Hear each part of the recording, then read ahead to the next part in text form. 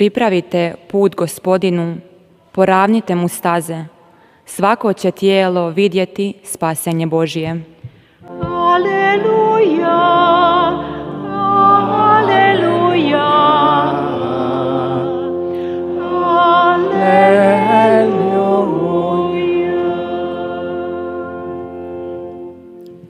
Gospodin s vama.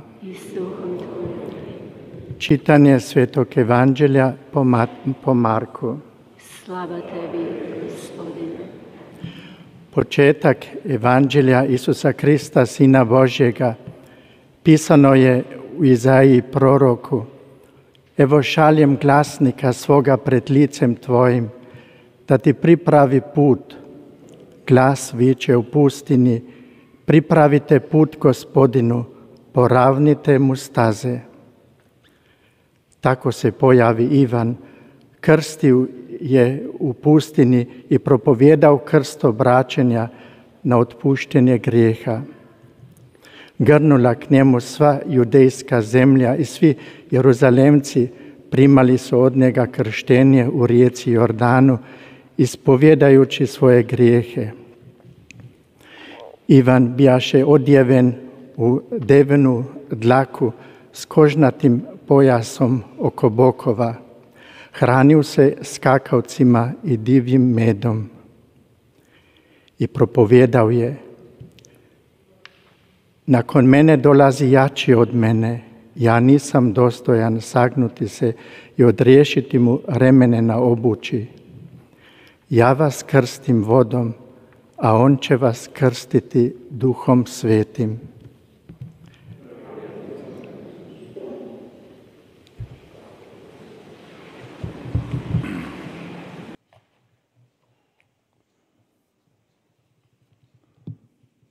Braćo i sestre, 사랑하는 형제자매 u 여러분, drugoj nedjelji došašća kao i u idućoj trećoj nedjelji u Evanđelju susrećemo lik, 대림 osobu 2주를 Svetoga 지내고 Ivana 있는데 대림 Krstitelja. 2주와 대림 3주에서 On dolazi iz 우리는 pustinje, 주일 복음에서 세례자 성요한을 만나게 됩니다. neobičan lik 그는 i 사막으로부터 오신 분이었습니다.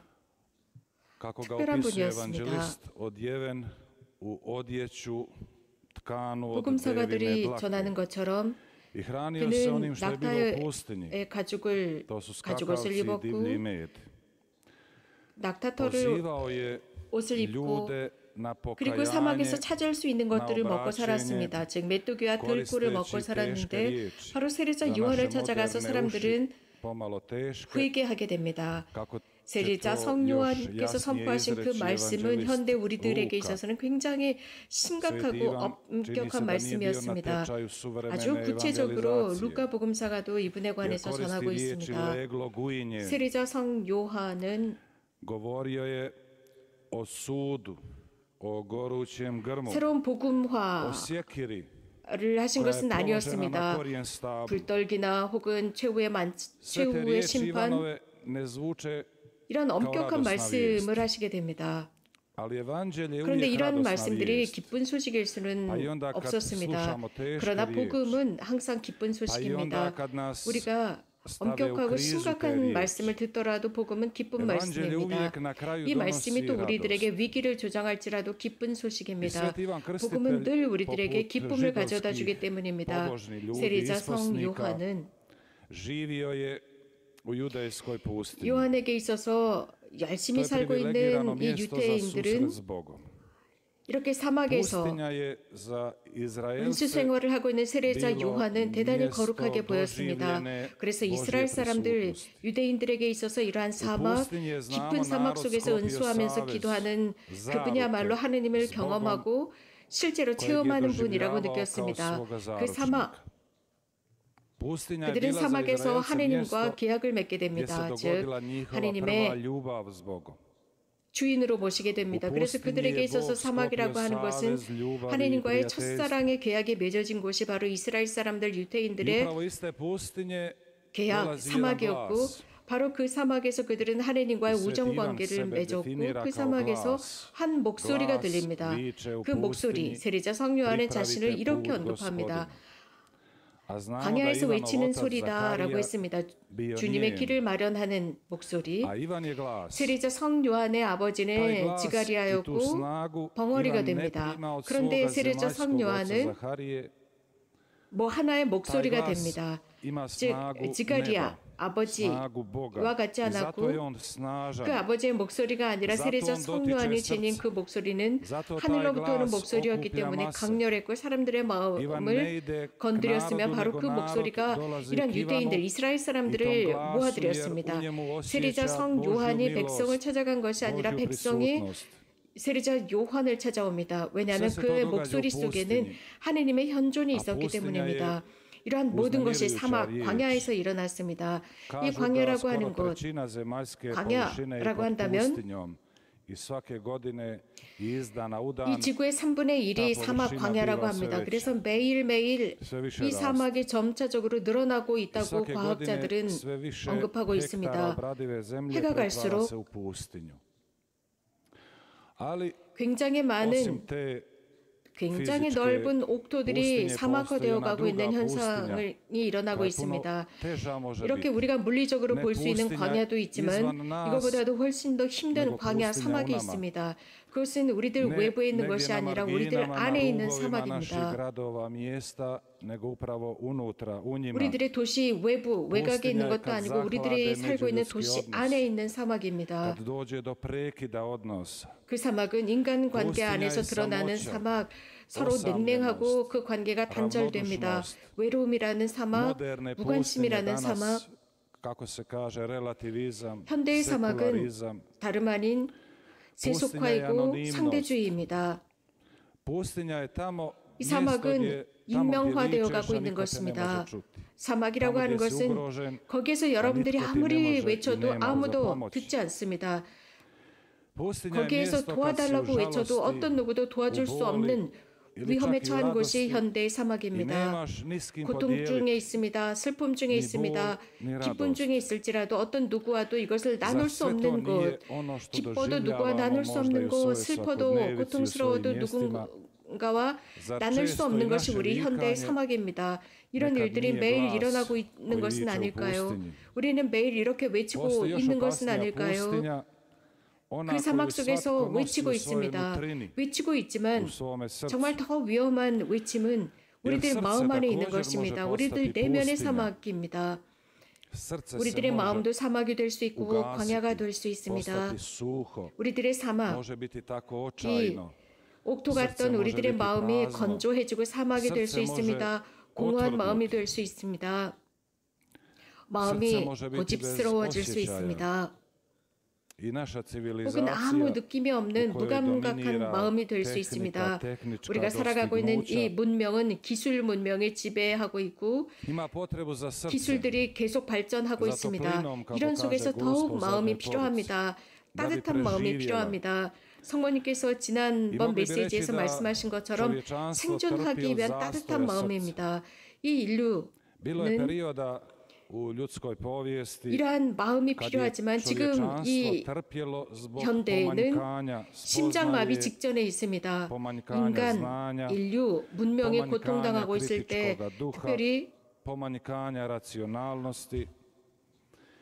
논리와 무엇인가를 분명하게 볼 수 있는 정신이 부족할 때 일어나는 결과는 우리들의 의식이 하느님의 자리를 차지하게 됩니다. 현대 정말 위험한 것은 이런 어떤 테크닉적인 진보와 발전과 논리 이런 것들이 부족한 것이 아닙니다. 지나치게 많습니다. 지나치게 많기 때문에 우리가 어떻게 처신해야 좋을지도 모릅니다. 그런데 지금 우리에게 정말 필요한 것은 따뜻한 빛입니다. 이 현대의 우상 중에 하나는 지식이라는 우상입니다. 인텔리라는 우상입니다. 이 지식이라는 우상을 측정할 수 있는 방법은 다양한 것이 있습니다. 그러나 인간의 마음, 따뜻한 마음, 인간이 느끼고 있는 정서와 느낌은 측정할 수가 없습니다. 인간의 마음이 건조해졌을 때 이 세상의 사막과는 비교할 수가 없는 것입니다. 성모님께서 이곳에서는 약 40여 년 동안 발현하고 계시고 이곳을 오아시스로 만드셨습니다. 성모님은 자주 메시지에서 사랑하는 얘들아, 하나님께서 나에게 허락하셔서 그분과 함께 이곳에서 평화의 오아시스를 만들 수 있었다라고 하십니다. 너희가 아는 것처럼 나는 평화의 오아시스를 만들었지만 그 평화의 오아시스 주변에 사막이 있다는 것을 너희들은 모르고 있다. 나는 평화의 오아시스를 만들고자 했다. 선함과 착함의 사랑의 오아시스를 만들고자 했다. 이 오아시스 주변에는 정말 목말라하는 많은 사람들이 있다라고 했습니다. 예수님의 말씀을 들은 사람들, 그런 사람들은 이미 기억할 것입니다. 와서 그 물을 마시라고 했습니다. 영원히 목마르지 않을 물입니다. 안전함과 확신과 사랑과 따뜻함의 물을 마실 수 있습니다. 용서의 물을 경험할 수 있습니다. 많은 사람들이 이러한 것들을 바로 이곳 이 오아시스에서 경험했습니다. 작은 오아시스로 이러한 사막에서 살아나가는 데 충분합니다. 우리는 자문해 보아야 합니다. 우리는 빨리빨리 서둘러서 발전, 진보로 달려나가고 있지만 그런 와중에 사람은 혼란스러워하고 있습니다. 길을 잃었습니다. 지속적으로 활동합니다. 끊임없이 일을 합니다. 늘 바쁘다고 합니다. 그러면서도 텔레비전을 끄고 하루 일과 중에 잠깐 멈추고 머물고 인터넷도 끄고 핸드폰도 끌 줄 아는 능력을 잃었습니다. 왜냐하면 인간은 공허한 것, 아무것도 하지 않은 그 상태를 두려워하기 때문입니다. 사회적인 관계는 많이 맺어놓았지만 너무나 형식적입니다. 사람은 이러한 공허로부터 도망치고자 합니다. 하지만 어디로 도망칠 수 있겠습니까? 이러한 공허를 무엇으로 채울 수 있겠습니까? 우리 자신을 반성해 볼 때, 우리들의 삶을 성찰해 볼 때 얼마나 많은 것들을 우리가 하고 있는지 알 수 있을 것입니다. 혼자가 되지 않기 위해서 내 자신이 느끼는 공허로부터 공허라는 두려움을 피하기 위해서 우리는 하루 일과 중에 너무나 많은 일을 하고 있습니다. 우리들 안에 있는 그 광야 사막을 만나지 않으려고 많은 것을 합니다. 하지만 그 광야는 우리에게 기회입니다. 그 침묵 속에서 그분을 만날 수 있는 곳, 하느님을 목말라하고 하느님을 목말라 했던 사람들은 광야로 나갔습니다. 지금 이 시기는 우리가 서로를 만날 수 없는 격리의 시기이기도 합니다. 그리고 서로가 서로를 두려워합니다. 혹시 확진되지 않을까, 전염되지 않을까 라고 생각하지만 하지만 이런 시기가 어쩌면 우리는 하느님을 만날 수 있는 시기가 될 수도 있습니다. 모든 시기는, 모든 시대와 모든 시간은 하느님을 만날 수 있는 기회입니다. 모든 시기와 모든 시간은 우리에게 불행이 될 수도 있고 카이로스가 될 수도 있고 하나님께서 우리들에게 주신 선물이고 기회가 될 수 있습니다. 복음에서 우리가 들은 것처럼 광야에서 외치는 소리가 들려옵니다. 그 목소리는 무엇인가 새로운 것을 전하고 있습니다. 하나님의 신성의 새로움입니다. 여러분들 중에 누군가가 세례자 요한은 이렇게 언급하고 있습니다. 내 뒤에 그분이 오신다. 더 큰 능력을 지니신 분이 오신다. 나는 몸을 굽혀 그분의 신발끈을 풀어드릴 자격조차 없다라고 하십니다. 그분께서 생활하시는 그 모습, 세례자 성요한, 그는 광야에서 살면서 이렇게 예수님을 선포하고 자신은 작아집니다. 그리고 예수님을 앞세우십니다. 예수님을 위해서 자신이 작아지는 것을 두려워하지 않습니다. 예수님을 위해서 더 넓은 공간을 내어드리는 것을 두려워하지 않습니다. 세례자 성요한은 아버지 지가리아에 관해서 언급하지 않습니다. 오로지 예수님에 관해서만 언급합니다. 굉장히 의미 있는 것은 1981년 6월 24일 성모님께서 발현하신 첫날은 세례자 성요한 대축일이었습니다. 이렇게 그 날 발현하심으로써 많은 사람들을 위한 은총을 준비하셨습니다. 세례자 성 요한은 하느님의 아들을 선포하셨습니다.